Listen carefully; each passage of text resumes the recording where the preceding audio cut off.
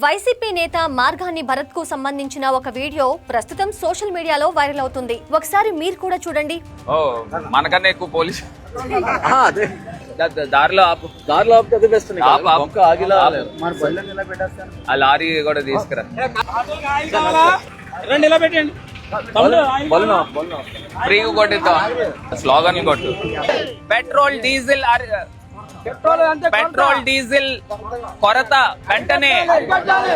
చూసారుగా, ఈ వీడియోలో మాజీ ఎంపీ మార్గాని భరత్ ఏమంటున్నారంటే, మనకంటే ఇక్కడ పోలీసులే ఎక్కువగా ఉన్నట్టున్నారు, ఇలాగైతే పరువు పోతుంది, వెంటనే దారిలో వెళ్లే ఆ లారీలు ఆటోలను ఆపి అందులో ఉన్న వారిని కూడా ఇక్కడికి తీసుకురండి, పెట్రోల్ ఫ్రీగా కొట్టిస్తామని చెప్పండి అంటూ ఆదేశాలు ఇస్తున్నారు. అయితే భరత్ మైక్ ఆన్ లో ఉన్నప్పుడే ఈ వ్యాఖ్యలు చేయడంతో ఆ వీడియో కాస్త బయటకు వచ్చి ప్రస్తుతం సోషల్ మీడియాలో విపరీతంగా వైరల్ అవుతుంది. నిజానికి యుద్ధం వల్ల నెలకొన్న అంతర్జాతీయ సమస్య కారణంగా పెట్రోల్ డీజిల్ సరఫరాలో ఇబ్బందులు తలెత్తితే దాన్ని చంద్రబాబు మీదకు తోసేసి కూటమి ప్రభుత్వంపై వ్యతిరేకత సృష్టించాలని వైసీపీ ప్లాన్ చేసింది. అయితే ప్రభుత్వాన్ని ఇరకాటంలో పెట్టాలని చూసిన వైసీపీ ఈ వీడియో బయటకు రావడంతో తానే నవ్వుల పాలయ్యింది. గతంలో కూడా జగన్ సభలకు డబ్బులిచ్చి జనాన్ని తెచ్చినప్పుడు వారు మధ్యలోనే వెళ్లిపోతూ ఉంటే బ్యారికేడ్లు కట్టి ఆపటం, సభా ప్రాంగణం చుట్టూ పరదాలు కట్టడం వంటి చర్యలు అప్పట్లో హాస్యాస్పదంగా మారాయి. ఇప్పుడు కూడా ప్రజలను రెచ్చగొట్టాలని చూస్తున్న జనం వీరి నిరసనలను కనీసం పట్టించుకోవడం లేదని ఈ ఘటనతో మరోసారి స్పష్టమైంది.